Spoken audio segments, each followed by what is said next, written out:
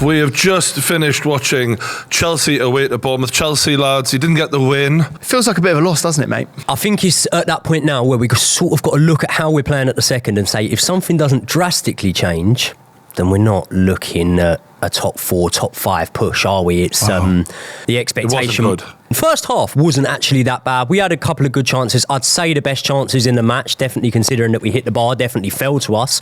And one thing I definitely would say is and this is a very, very small win to take, but I can definitively say that we are playing better than last season. I know, Brian, you said at times towards the end, around the hour mark, you were saying this reminds me of the Chelsea last season. But I think for large parts of the match, we look better than we did last season.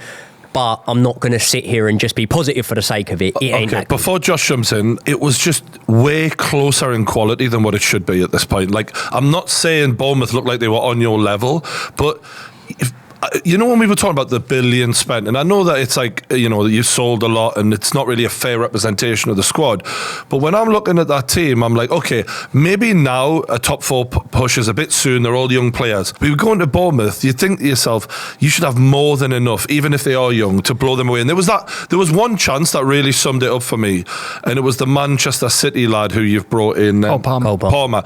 He's on the edge of the box and you're thinking, just hit it.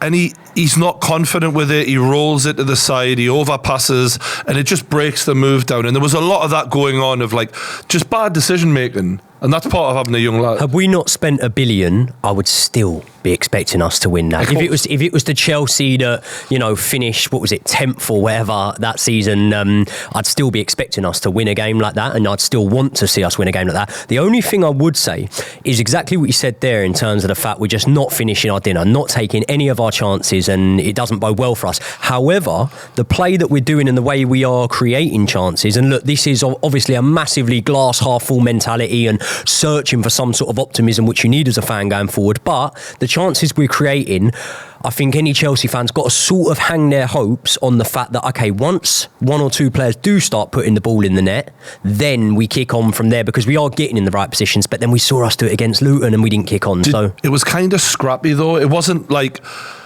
we weren't watching a free-flowing football side that were well drilled, that knew how to break the opposition down. It felt like two teams that were trying to scrap their way into a goal and hope for the best.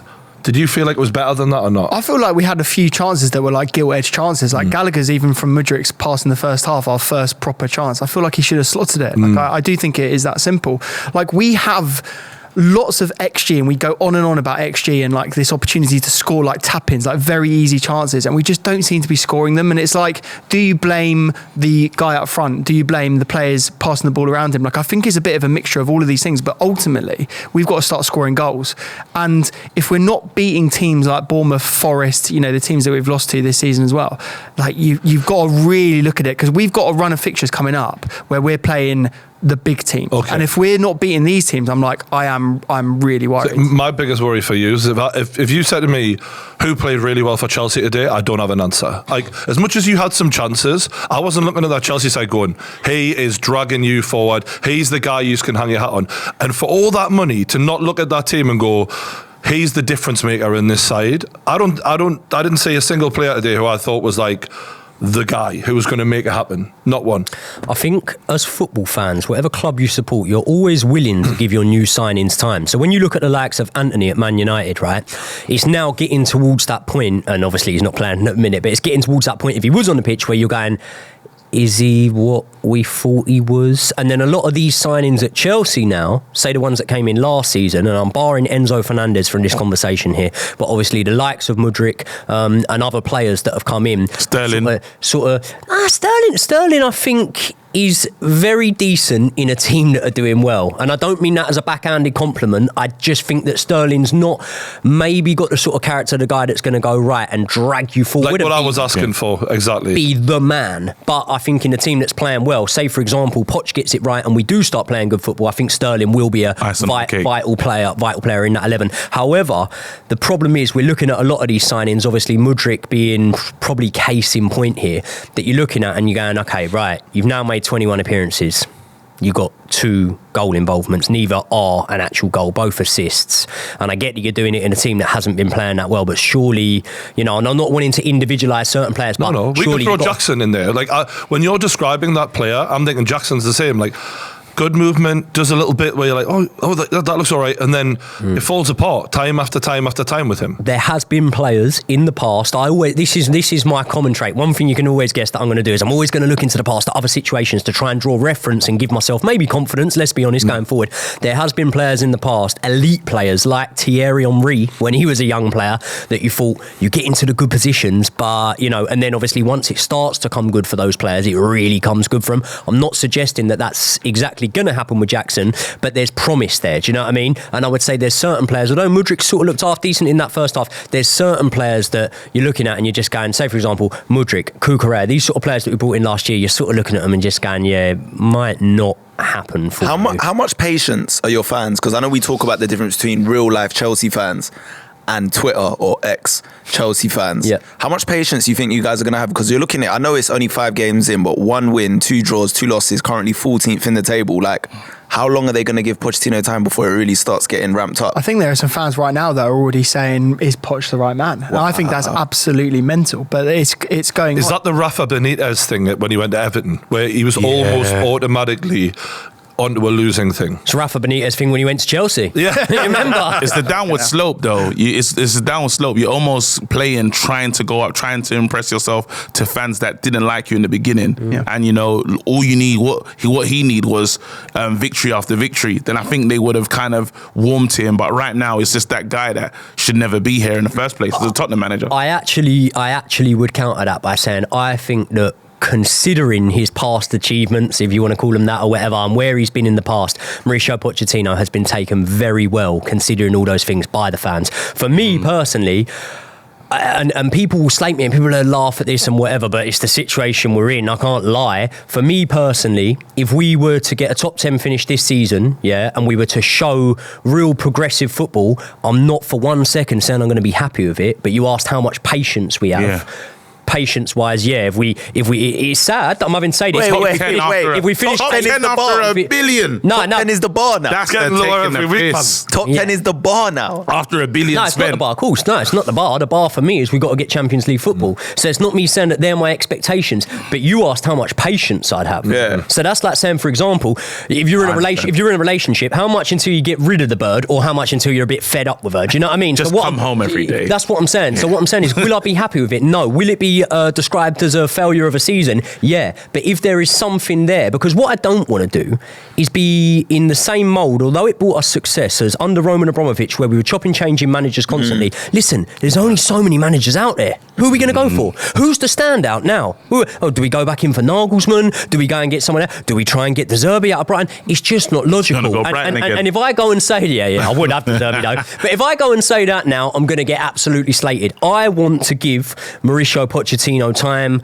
There's little glimmers of hope in each game that I'm starting to think, okay. And you could say, well, yeah, that's just you trying to be optimistic. But actually, under Graham Potter, I didn't really see that. Under Frank Lampard, I didn't really see that. So to answer your question in a very long-winded way, there's more patience yet. We could have a while before it comes good, until I'm sort of thinking, right, How many of the players that started today were his signings? Define his signings. Like the ones that were made since he's arrived. I think this is what the interesting point is like we've got a transfer committee and he's part of it, but I actually don't think he's that. But I meant high under up in his the thing. tenure, like since he's been there. Well, you've got five. 5, okay. Well, no, not 5, but if you include, I would sort of include Levi Colwell in that, because although he was originally at the club, I think the club was sort of half open to maybe seeing a sell, being that it'd be 100% profit. We need to balance the books of FFP and all that sort of stuff. I think Pochettino played a strong part in Colwell coming back. So you'd say him, Ugochukwu, Cole Palmer was in there today, who's his signing. Malo Gusto was made before that. But I feel like they've made the mistake of going and spreading their wealth thinly across the board to build this squad, instead of going, let's buy one or two players, build a team around two people who are going to carry this side. And because when I'm watching that game against Bournemouth, who to me, when Newcastle play Bournemouth, I'm excited. We're going to win. They don't defend very well, right? But I was looking at that team today going, who is dragging you? And I don't know who you are building this team around. I think I have no idea. The context of this, though, and Lawrence Stewart and Paul Winstanley, the two co-sporting directors, did an interview recently this week just talking about what they've done in the last 6 to 12 months. And basically they were saying, they actually said this in the interview, which is very interesting they did. They said there were players that didn't want to be at Chelsea, and there are a lot of people that were pushing for moves. And so to say that, like, to go, oh, you should have only brought in one or two players. We had, I would say, 4, 5, 6, 7 players were actively looking to leave. I agree with that. And so in that scenario, you can't just add one or two. No, I'm not saying one or two. players. What I mean is you first go, we need one player who's going to, like, let's take, for example, if I look at Manchester United, tell me who's dragging them to win. It's Rashford, it's Bruno Fernandes. I know it. Yep. If you said to me, tell me who that is at Chelsea, I haven't got a clue. And watching today, neither did Chelsea. We've got one player who wasn't on the pitch today that I would usually hang my hat on in Reece James, in terms of not saying Reece James is definitely going to be the difference maker, but you're on about strong character. Wait, you're that's on about, bad though. We're talking of, the right... Not the right back. Yeah, but then also, like, there's Nkunku as well. He's been out for a very long time. He's another difference maker. Like, and they were also, like, all linking up together. Like, there was a very good link up with Reece James and Nkunku in pre-season. But guys, and also after a billion, look, I get this a lot as a United fan, right? After $1 billion spent, surely you can find that one player that is not the right back who's meant to help you get goals. That's supposed to be. Nkunku is the guy that we hung a hat on as the signing to make a difference. And by all accounts, by all stats, by everything that he's done in his career, he was, like, also his age as well. He's going to be one of the most senior people and should be one of those players that drags us along. He's not been in the team. 4 months out. You say about a right back there as well. He's not a Gary Neville right back. He's a right back that finds himself in very, not even just on talent, but in terms of where he actually is on the pitch. Okay, when you read the lineups on whatever website, you'll see him at right back. He's a right back that finds himself very involved in the build-up play, very progressed up the pitch. And the other thing as well is I'd completely agree and say we haven't got those sort of characters. So it's not so much that I'm, as I say, going on certain individuals and going, we shouldn't have signed him. It's more the profile player we should have signed. There was nothing getting on wrong the with Chelsea history, though. Getting on the Chelsea history. If we said this before, you say Drogba, Hazard, Lampard. Yeah. You're talking about attacking type players. I get what Reece James is, but then he's not the person that you say, if we're going to get through this game, it's him that's going to be the difference maker. Yeah, it's him to be the difference maker. He can help. But I'm saying what we known you lot to be before, you talk about Malouda, and if you want to go back, if you want to go further back, but then it's like, I'm surprised that that's the player saying with all this money spent in the Enzos and this, I don't know what these guys do really. But when I'm watching you guys, I don't know what you lot do. He is that good though. Like when you watch Reece James, like he is that good. Like he can get in an advanced position and he can score goals and lay on his Is Enzo going to be that guy? Because judging from what I'm seeing so far, I'm not, like, he's a nice and tidy player and he's a good footballer, but like they're trying to push him forward in the team and he doesn't look like he has the ability to do the Frank Lampard style. Enzo is going to be, and I would argue already is, a world-class footballer. Is he going to be the guy that rolls the sleeves up when the rest of the team are underperforming and goes, right, fuck this, come on, let's go? Maybe not. And I'll admit that, but he will be a really, really good footballer once we get it right. I would agree with all of you. I'd agree with the exact same sentiment that we need those players that can go out and win matches. Yeah, you look at, not that they would have necessarily sold him to us, but Ike Gundogan, he went from Man City. That's the sort of player, profile of player that we could have and should have bought in maybe. But one thing I also would say is the resurgence of Arsenal. That's someone that I look to and I sort of think, okay, maybe we're in a similar sort of situation to where they were a few years ago before things started going well for them. And I do think there's a time when we could have sat around this table in the past when we were looking at Arsenal and gone, well, who are the match changers? Who are the players, whatever? And it's not so much necessarily about who they signed. I get that Odegaard and players like that were big incomings for them, but a lot of players that we didn't think, you look at Granit Xhaka walking off the pitch and throwing the armband down and whatever. There was a lot of players that we didn't perceive having a rise there, and I do think that a good run of results can change everything. So I'm not I don't want to give up hope here. You know what I mean? So 5 games played, 5 points, 5 goals scored, 5 goals conceded. It's a lot of fives. So it's a lot of just you one step forwards, one step backwards. Yeah. In terms of fixtures, you've got Aston Villa next, which isn't an easy game. Home or away? It's at home, and then they Doesn't matter. then they've got Brighton at home. So those 2 games, in my opinion, we're going to find out a lot from those 2 games because Villa and Brighton are really respected teams now. They're the teams that you're fighting with to get top 6, top 4.